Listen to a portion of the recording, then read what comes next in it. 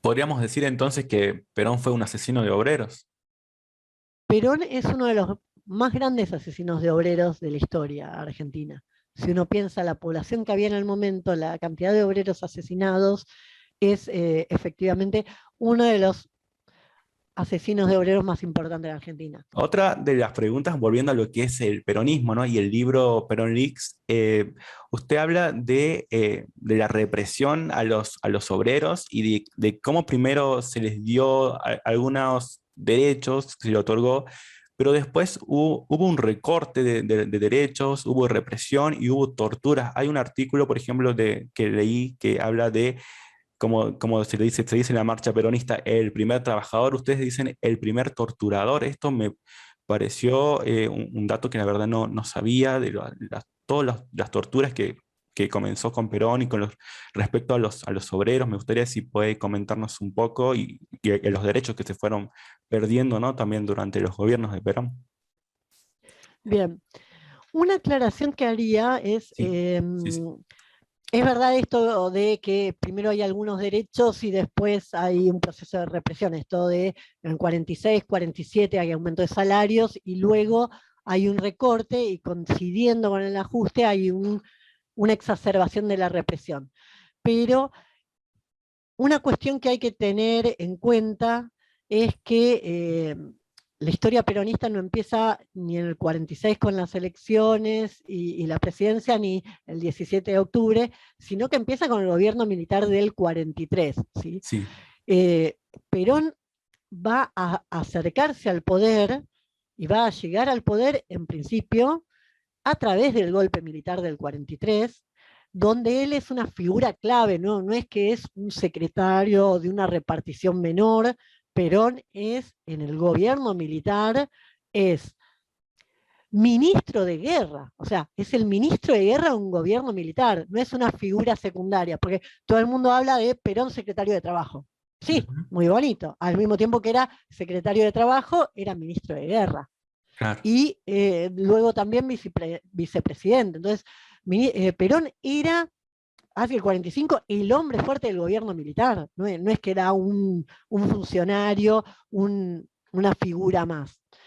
Perón, en ese contexto, el primer objetivo de Perón es establecer un gobierno militar de largo aliento, que quiere decir que dure lo que tenga que durar, que dure una década, 2 décadas. No tenía fecha de finalización ese gobierno militar.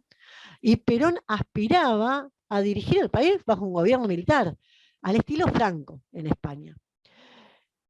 En ese contexto, él inicia la represión y está a cargo de gran parte de esa represión como ministro de guerra que era. Una de las figuras claves de la represión bajo el peronismo va a ser una figura, como después no tiene continuidad, no se lo conoce mucho, pero es Guillermo Solveira Cáceres. Alguien que le guste León Gieco, quizás el nombre le suene, porque León Gieco tiene un disco, Bandidos Rurales, y en ese libro habla de Guillermo Solveira Cáceres como el torturador de gendarmería.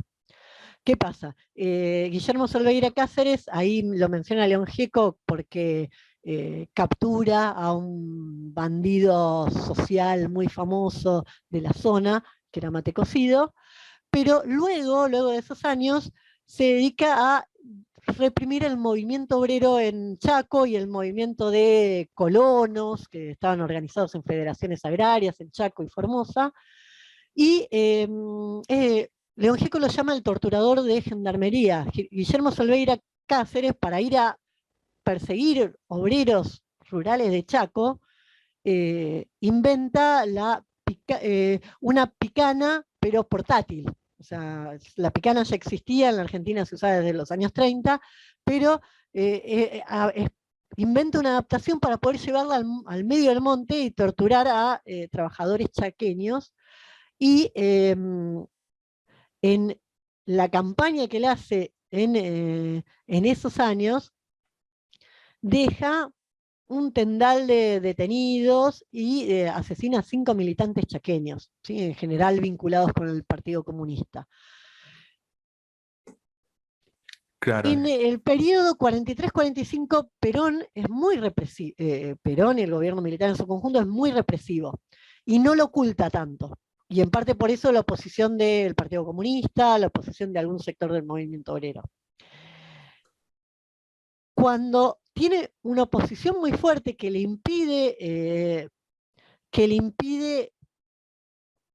avanzar en ese proyecto de un gobierno militar de largo plazo, es cuando empieza a hacer más concesiones al movimiento obrero, empieza a hacer un poco más de política social, de aumentos salariales, no en el 43, no en el 44, en el 45, cuando tienen más oposición, cuando termina la Segunda Guerra Mundial y con todo el movimiento antifascista tienen miedo de perder, ahí empieza a hacer más concesiones al movimiento obrero y se da la posibilidad del 17 de octubre y se da la posibilidad luego de ganar las elecciones. En ese tramo que va del 17 de octubre a ganar las elecciones y los primeros 2 años de su presidencia, Perón como que se contiene más, no reprime tanto. Y en todo caso lo que reprime no lo reprime con ministros, policías que dependan del gobierno, sino que recurre a organismos parapoliciales.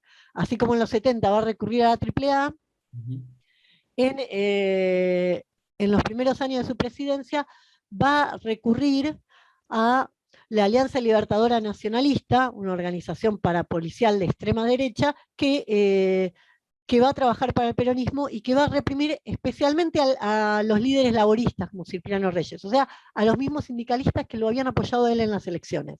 claro, Pero es una represión muy dirigida a este grupo, mientras que no trata de oponerse y enfrentar al conjunto de los obreros. Es como una represión más oculta, más vinculada a un sector específico y que Perón no se hace cargo de que esta Alianza Libertadora Nacionalista está trabajando y está reprimiendo siguiendo sus órdenes.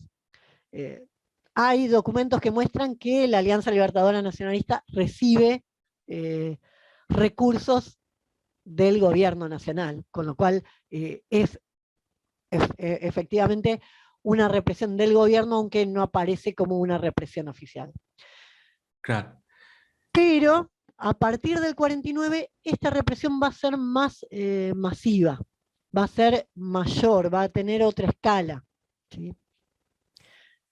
Se va a dar una fuerte represión a las huelgas más importantes del 49, como es la huelga de telefonistas, como es la huelga de trabajadores del azúcar en Tucumán, y en todos esos casos hay detenciones y hay torturas. En el caso de Tucumán, hay uno de los obreros torturados termina asesinado y se intenta ocultar el cuerpo, finalmente se lo descubre y se logra probar el caso.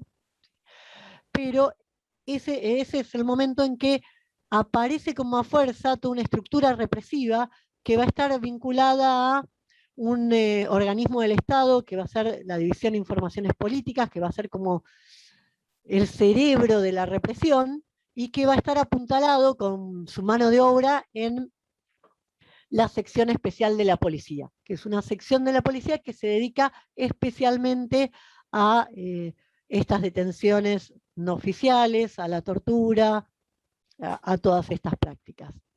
claro. Podríamos decir entonces que Perón fue un asesino de obreros. Perón es uno de los más grandes asesinos de obreros de la historia argentina. Si uno piensa la población que había en el momento, la cantidad de obreros asesinados, es efectivamente uno de los asesinos de obreros más importantes de la Argentina. Ojo que paradójicamente Irigoyen es otro. O sea, ¿por qué? Pensás los muertos de Semana Trágica y hay muchos asesinados muchos obreros asesinados en contexto de represión de huelgas bajo el gobierno de Irigoyen también. Pero no hay ninguna duda que Perón es uno de los grandes asesinos de obreros de la historia argentina, junto con Irigoyen, junto con Videla.